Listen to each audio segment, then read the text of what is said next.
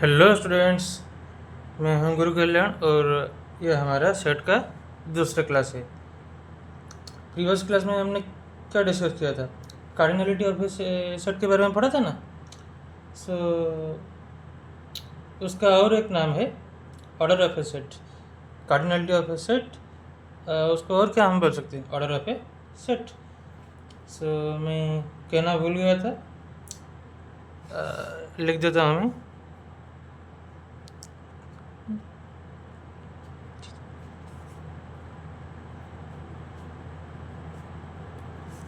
Cardinality of a set is also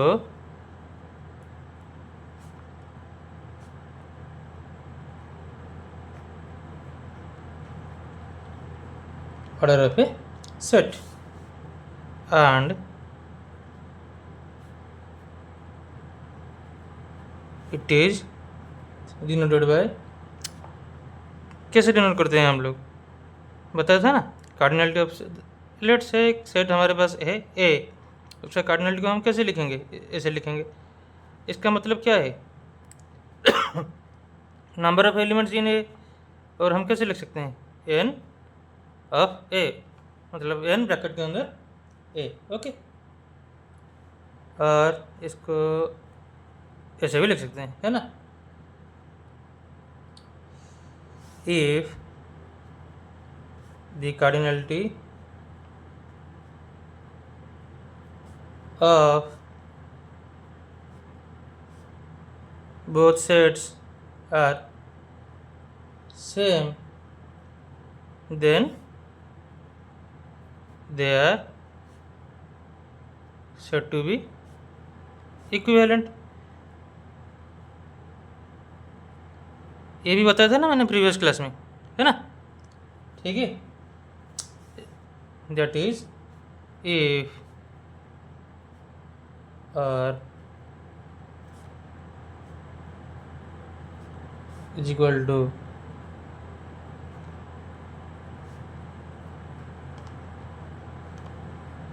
b, then a is equivalent to b, है ना।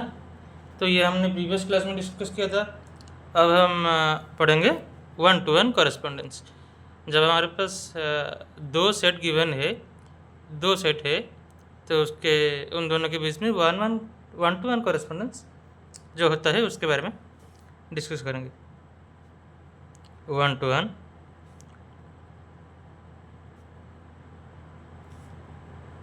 Correspondence, ठीक है ना बच्चों। तो बच्चों पहले हम डिस्कस करते हैं, बाद में मैं लिखूँगा, तो नोट कर लेना आप लोग। तो हमारे पास दो सेट जो है, हम लोग 1-1 कॉरेस्पॉन्डेंस जब दिखने जाएंगे, तो प्रीवियस क्लास में हमने फाइनाइट और इनफाइनाइट सेट के बारे में पढ़ा था। जब इनफाइनाइट सेट है हमारे पास, तो उसका तो कार्डिनलिटी हम निकल नहीं सकते, तो हमको क्या चाहिए? Finite set.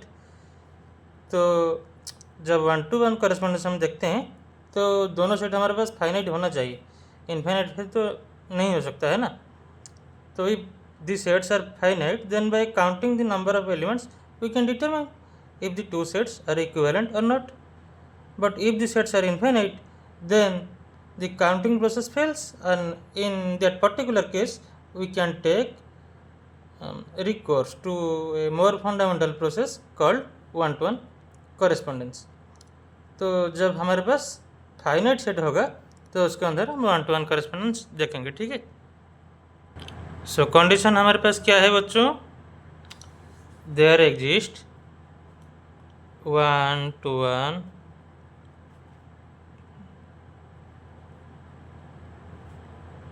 correspondence between two sets if, दो कंडीशन है हमारे पास। क्या है? Every element of the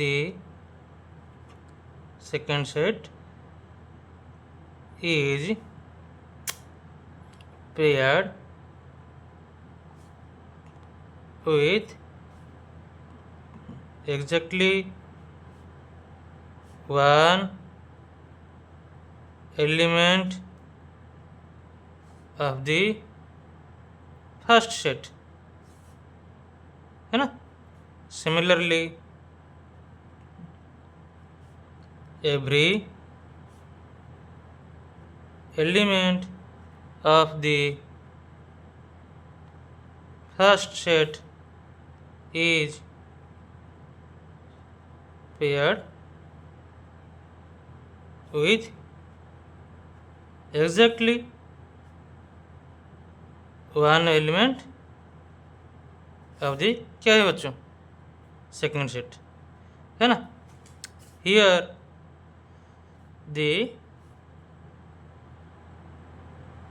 pairing is both 1 1 and on 2, है ना। एग्जाम्पल हम कैसे लेंगे, सपोज पहले जो होता था ना, जो अनपढ़ आदमी होते थे, जब काउज चराने जाते थे तो क्या होता था, लेट सपोज ए केस, वो जब जाता था फील्ड में काउज चराने तो क्या होता था, काउंट तो कर नहीं पाता था। तो लेट से उसके पास 10 गाय हैं, 10 गाय हैं उसके पास, तो काउंट करने के लिए क्या करता था, एक गाय के लिए एक स्टोन पकड़ लेता था, तो एक स्टोन के लिए एक गाय, और एक गाय के लिए एक स्टोन, वाइस वर्सा, है ना। तो ईच एंड एवरी गाय के लिए वो एक एक स्टोन रखता था, तो ऐसा हो ना 1 1 करेस्पॉन्डेंस। सिमिलरली हम और एक एग्जांपल ले सकते हैं, क्या है, जब लेट से सिनेमा हॉल में हम जाते हैं तो वो लोग कैसे काउंट करते हैं, जो कितने सीट्स है, कितने लोग आए हैं फिल्म देखने के लिए, क्या करते हैं, टिकट कितने बेचे हैं वो लोग टैली कर सकते हैं उसके साथ। सो ये एक 1 1 करेस्पॉन्डेंस का एग्जांपल है ना। तो here the pairing is both 1 1 and on 2। 1 1 का मतलब क्या होता है बच्चों, इसका और एक नाम है इंजेक्टिव, है ना। इसका मतलब क्या है, no two elements share the same image, है ना। उसके बाद आएगा ऑन टू, इसका मतलब होता है सर्जेक्टिव। इसका मतलब क्या है बच्चों, एवरी एलिमेंट गेट मैच्ड, है ना। तो ये हो गया हमारा 1 1 का डेफिनेशन, और ये हो गया ऑन टू का डेफिनेशन है। अगर हम एक देखते हैं 1 1 भी होता है तो ऑन टू भी होता है, उसको क्या बोलते हैं, this is called A bijection. अगर एक हमको ऐसा मिलता है 1 1 भी हम होता है और ऑन टू भी होता है, तो उसको हम कौन बोलते हैं, देयर एग्जिस्ट ए बाइजेक्शन, और उसको बाइजेक्टिव भी बोल सकते हैं, है ना। तो हम लोग 2 एग्जाम्पल करते हैं। लेट से हमारे पास 2 सेट हैं, ए सेट 3 एलिमेंट्स है उसके अंदर, Ram, Krishna and Shiv, okay. Then a set B, इधर भी 3 एलिमेंट्स हैं, फर्स्ट है Sita, then Radha and third one is Parvati, okay. तो हम इधर 1 1 करस्पॉन्डेंस मतलब दिखा सकते हैं कि नहीं, ए में भी 3 एलिमेंट्स हैं, बी में भी 3 एलिमेंट्स हैं, हम ए इधर एक एलिमेंट के लिए इधर एक उसका इमेज शो करते हैं। राम, उसके लिए क्या होगा, सीता, सीता के लिए भी राम होगा, है ना।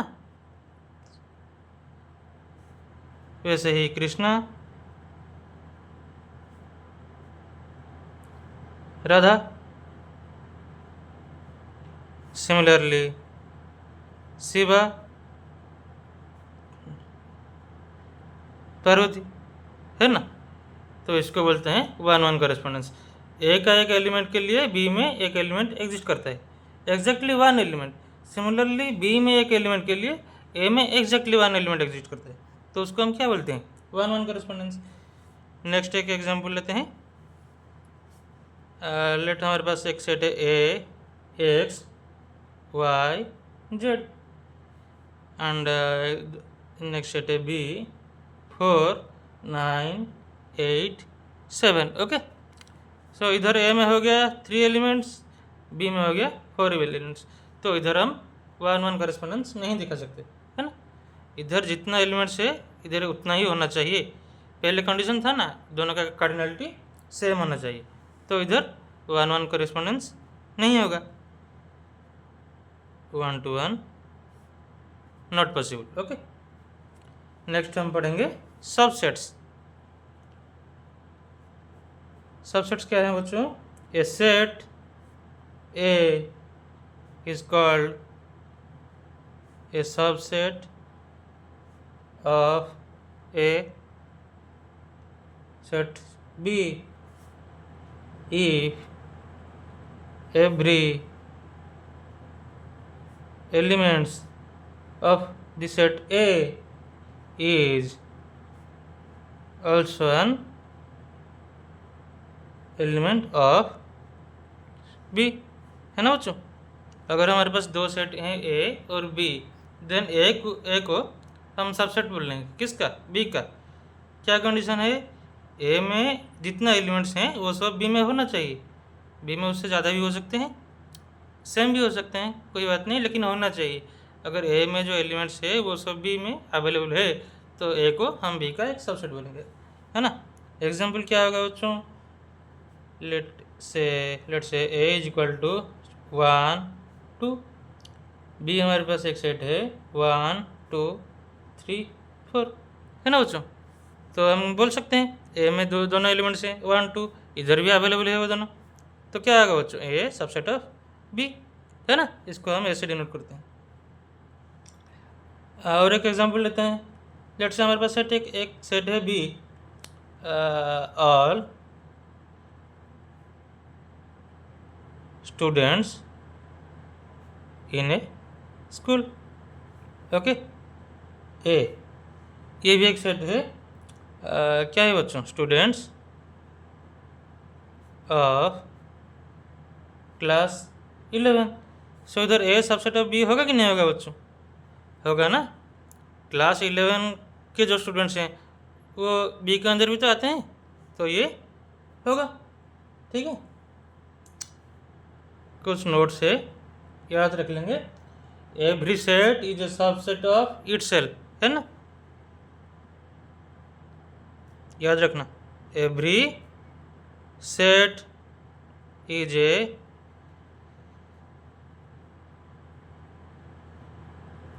itself, that is a, okay। Next हमारा है empty set is a subset of every set, है ना। 5 सबसेट ऑफ ए, ये भी होगा कि नहीं होगा बच्चों? होगा, ठीक है। तो बच्चों अगर हमारे पास एक एग्जांपल है, A is equal to 1 5 and B equal to 1 2 3 4, तो बच्चों इधर ए सबसेट ऑफ बी होगा कि नहीं होगा? होगा, नहीं होगा ना। ए में एक एलिमेंट है जो इधर है 5, वो नॉट बिलोंग्स टू बी है, implies that A is not subset of B। Okay, clear हो गया सबसेट। नेक्स्ट हम पढ़ेंगे subset of the set of real numbers. Okay, subsets of the set of real numbers are, ठीक है ना। तो बच्चों following sets are the important subsets of the set R, है ना। कुछ सेट्स के बारे में हम जानेंगे। क्या? The set of all natural numbers, है ना। कैसे लिख सकते हैं हम? n इज इक्वल टू क्या है बच्चों? 1 2 3 4 5, ऐसा चलता रहते। नेक्स्ट क्या है? वैसे ही the set of all integers क्या है बच्चों? है ना। z इक्वल टू -3 -2 -1 0 1 2 3, फिर ऐसे चलता रहता है। थर्ड है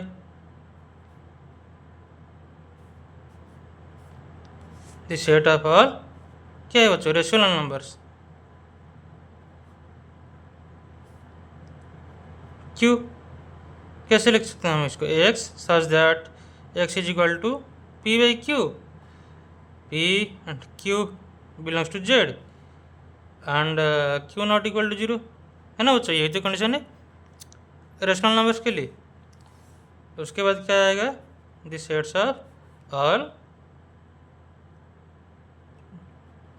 इरेशनल नंबर्स, है ना। तो ये 4 बेसिक्स था। तो उसके बाद हम पढ़ेंगे इंटरवल्स आज सबसेट ऑफ आर, है ना बच्चों। तो हमारा कितना इंटरवल्स है? 4 हैं बेसिकली। एक ओपन इंटरवल, एक क्लोज इंटरवल और semi open and semi close, है ना। तो ये बेसिकली डिस्कशन करने के लिए चारों हैं। तो चलिए डिस्कस करते हैं। पहले नंबर पे ओपन इंटरवल, है ना। इसको हम कैसे ब्रैकेट में लिखते हैं? ओपन ब्रैकेट में, ठीक है जी। ए हमारे पास 2 पॉइंट्स है, अगर ए एक पॉइंट ए और दूसरा पॉइंट बी, तो हम कैसे लिख सकते हैं? इसको ओपन ब्रैकेट में लिखते हैं। लेट्स से हमारे पास एक रियल लाइन है, ओके, माइनस इन्फिनिटी से इन्फिनिटी तक। सपोज इधर एक हमारे पास पॉइंट है ए और इधर दूसरा पॉइंट है बी। तो ये क्या है बच्चों? A B. इसके कंडीशन क्या है? A less than x less than b, है ना बच्चों। तो हमारे पास अगर एक एलिमेंट हमको चाहिए, एक पॉइंट हमको चाहिए एक्स, जो ए से बड़ा होना चाहिए और बी से छोटा होना चाहिए। उसमें ए और बी नहीं आएगा बच्चों, है ना। तो ये है ओपन इंटरवल की कंडीशन, ठीक है जी। दूसरा कंडीशन क्या है? इसको हम कैसे बोल सकते हैं? This set of all real numbers जो है ना एक्स, वो सेटिस्फाई करना चाहिए इस कंडीशन को। लिख देता हूँ मैं, this set of all real numbers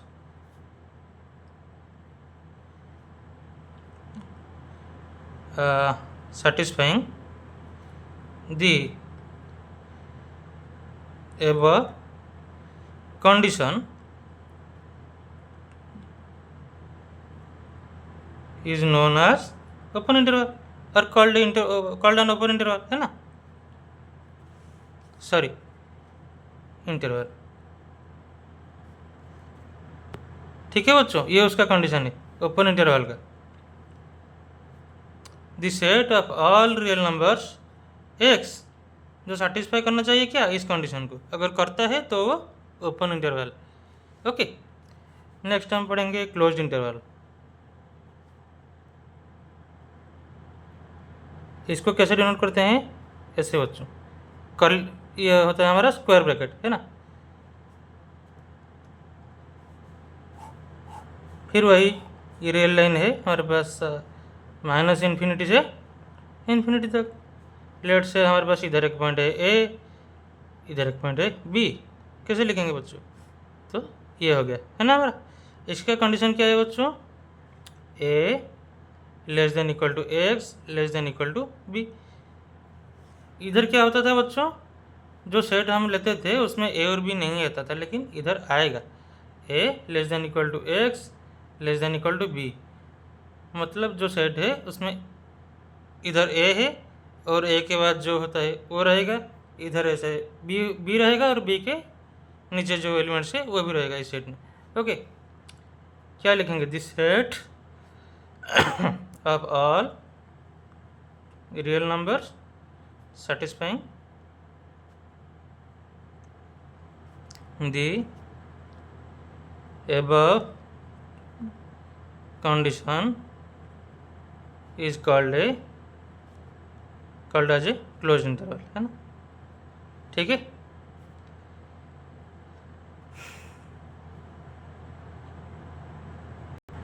उसके बाद आएगा हमारा सेमी ओपन। कैसे लिखेंगे हम इसको बच्चों, तो लेफ्ट साइड में हमारा रहेगा ओपन ब्रैकेट और राइट साइड में क्लोज ब्रैकेट। ठीक है जी,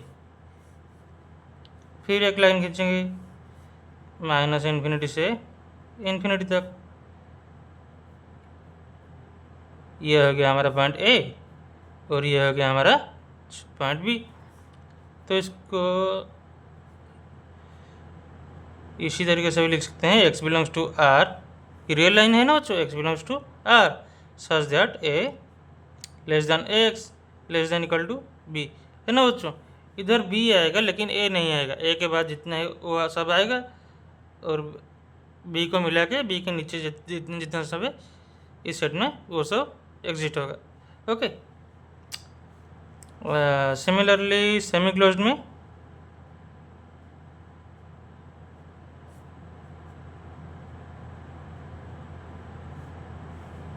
हम इसको ऐसे, लेफ्ट साइड में क्लोज्ड है और राइट साइड में ओपन है ना, माइनस इन्फिनिटी से इन्फिनिटी तक, और इधर क्लोज्ड है, इधर बी में ओपन है। ठीक है जी, इसका कंडीशन क्या है, A B is equal to X belongs to वही आर, ए क्या है बच्चों, less than equal to x less than B. हो गया जी, समझ में आएगा ना जी, वेरी सिंपल है। इसको और एक नोट है, the numbers b minus a is called the length of any intervals. तो इंटरवल्स हमारा जो भी हो, वो जो चारों इंटरवल हमने डिस्कस किया ना, जैसा भी हो b माइनस से अगर हम निकलने जाते हैं तो क्या बोलेंगे उसको, उस इंटरवल का लेंथ है हमारा बच्चों, है ना। ए बी ये बच्चों और ये लास्ट। ठीक है, तो इसके बाद हम लोग जानेंगे बच्चा यूनिवर्सल सेट से बने, यूनिवर्सल सेट। जब हम कुछ सेट्स के बारे में डिस्कस करते हैं तो एक सेट होता है जो उन सब सेट को कंटेन कर लेता है ना। दी क्या बोलते हैं उसको, the complete collection from which elements are taken. तो उसको हम लिख सकते हैं the complete collection from which elements are taken, है ना बच्चों। एग्जाम्पल कैसे देंगे हम, लेट्स से फॉर भावेल्स, भावेल्स हमारे पास कितना है बच्चों, 5, ए ई आई ओ यू। अगर हम एक सेट के बारे में डिस्कस करते हैं जिसके अंदर सारे भावेल्स हैं, तो पर्टिकुलरली वही सेट के लिए हमारे पास यूनिवर्सल सेट क्या होगा, वो खुद हो सकता है, और टोटल हमारा जो अल्फ़ाबेट से A to Z तक वो भी हो सकता है ना। फॉर भावेल्स यूनिवर्सल सेट यू में बी क्या है बच्चों, ए बी सी जेड। अगर हम और एक एग्जांपल लेंगे फॉर प्लैनेट्स, तो इधर हमारा पॉइंट ऑफ व्यू बदल गया, तो उसके लिए यूनिवर्सल सेट भी बदल जाएगा ना बच्चों। क्या होगा, यू में भी collection of all planets in the solar system।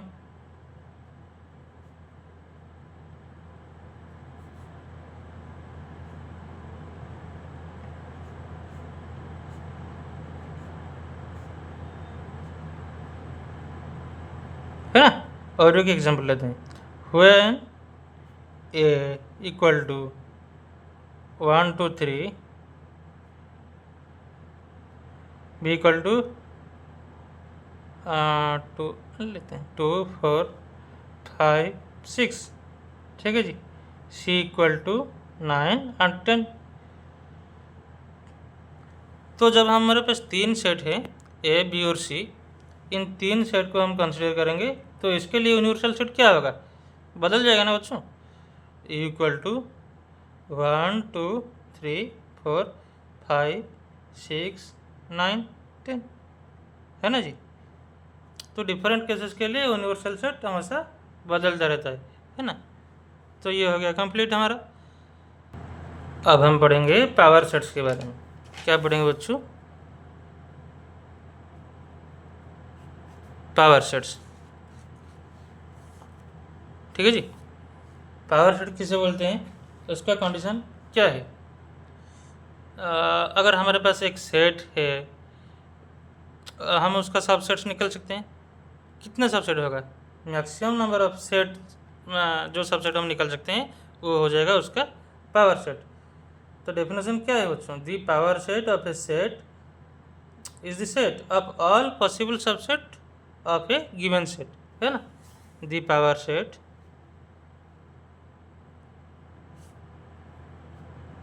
of a set is the set of all possible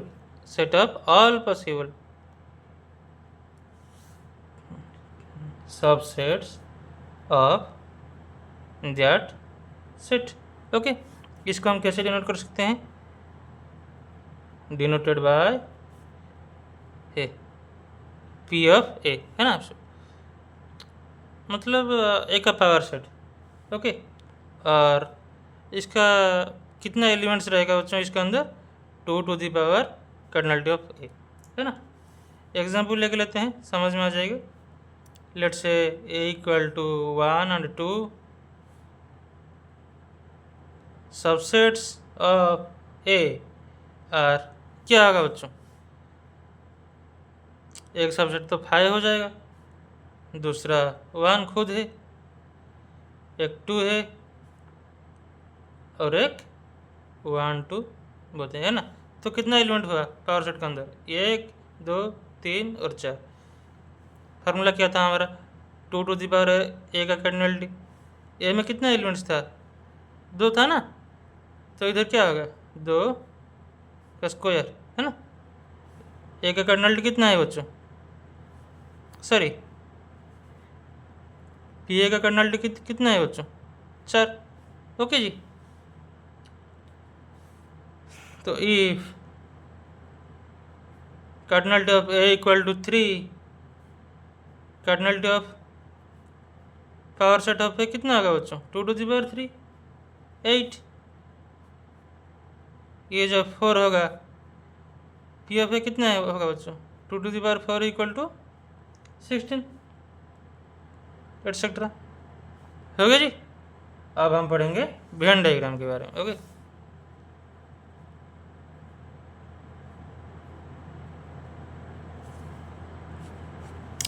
A Venn diagram is a, ये तो सब जानते ही होंगे ना बच्चों, पहले पढ़ा होगा आप सबने, pictorial way to represent sets using closed curves. Usually circles inside a rectangle, है ना। कैसे रिप्रेजेंट करते हैं हम बच्चों, कुछ सर्कल में जो एक रेक्टेंगल में कवर होता है। इधर क्या होता है बच्चों, the rectangle represents the universal set, है ना। the circles represent different sets, okay.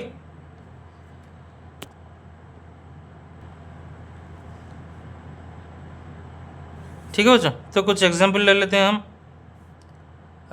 Let's say universal set हमारे पास है 1 2 3 4 5 6 7 एंड 8, ओके।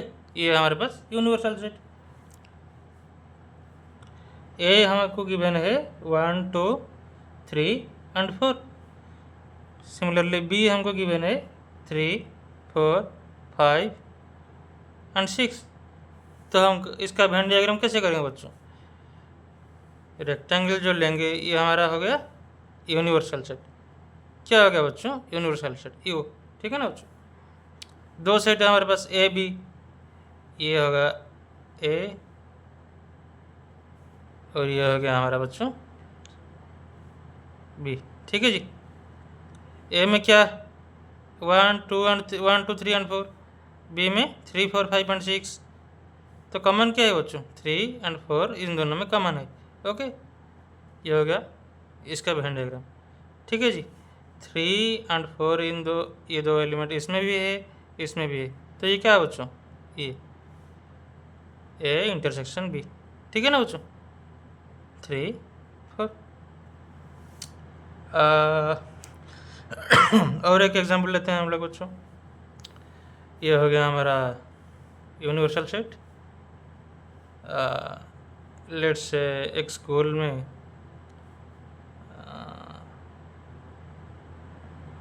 ये हो गया हमारा उड़िया सब्जेक्ट एक है उसका स्टूडेंट्स, और ये सपोज एक सब्जेक्ट है हमारे पास फिजिक्स, और ये सपोज हमारे पास एक अनदर सब्जेक्ट हिस्ट्री, एंड ये तीसरा सब्जेक्ट, चौथा सब्जेक्ट सॉरी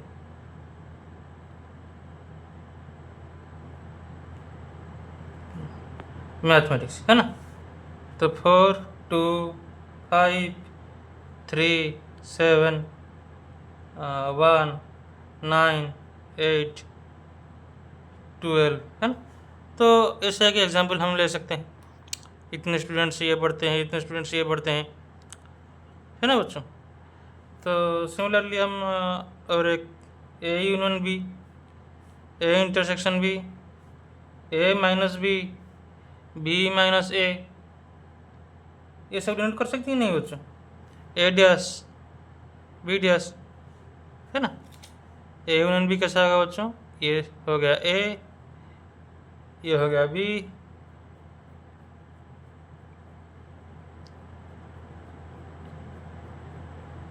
हो गया ना जी। ये हो गया हमारा ए यूनियन बी।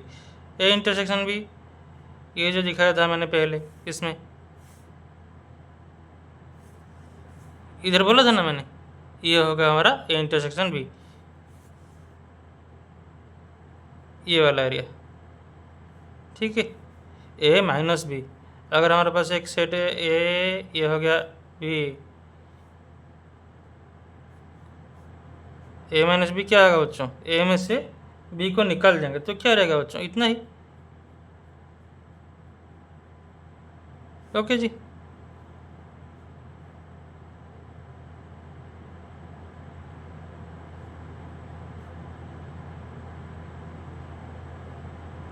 ये अगर एक सेट है ए, ये है बी, तो बी में से क्या होगा बच्चों?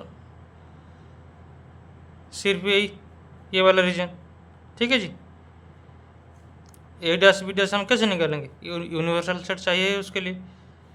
ये अगर हमारे पास यूनिवर्सल सेट है, ये एक सेट है ए, और ये हमारे पास दूसरा सेट है बी, तो ए डैश हमको कैसे निकालेंगे?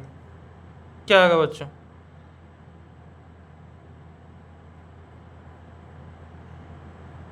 ए को छोड़ के बाकी जितना रहा वो सब है ना, ये वाला रीजन भी आ जाएगा उसके अंदर। नहीं आएगा, सॉरी बच्चों, थोड़ी सी गलती हो गई, ये नहीं आएगा। ए को छोड़ के बाकी जितना है वो सब। ठीक है जी। सिमिलरली बी डैश, ये हो गया हमारा यू, ये हो गया ए, ये हो गया बी, बी डैश मतलब बी को छोड़ के बाकी जितना रहा।